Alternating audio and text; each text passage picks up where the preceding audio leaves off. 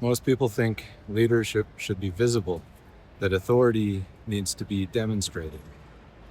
Clear direction, strong presence, decisive action. And under pressure, this becomes even more pronounced. Leaders become louder, more directive, more involved, more controlling. But that's not sovereignty. Control increases under pressure, not because leaders are weak, not because they lack intelligence, but because something in the system has become difficult to stabilize. When ambiguity increases, timelines compress, expectations conflict. The impulse is to regain control, to reduce uncertainty, to create clarity through action. So leadership becomes more visible. Control is often a compensation strategy. It appears when internal stability is strained. So leaders begin to intervene more, monitor more closely, take on more responsibility.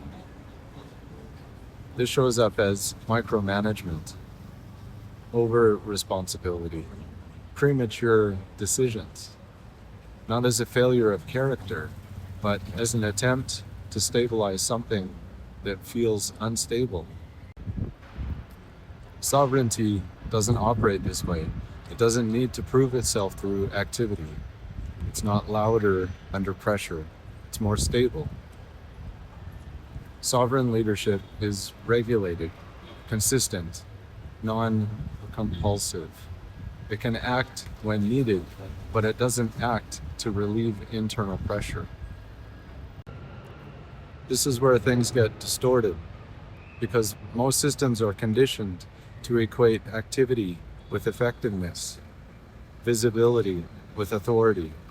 So quiet leadership is often misinterpreted as disengagement, uncertainty, lack of control. But what's actually happening is different. The leader isn't reacting, they're holding.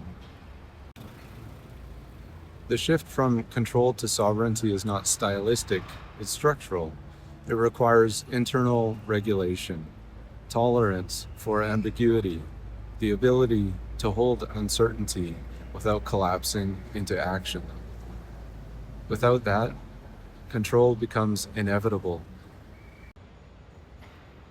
If leadership becomes louder under pressure, something is being compensated for. The question is not, how do I lead more strongly?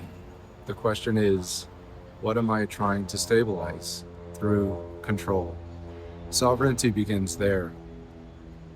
If you want the full breakdown, the article is linked below.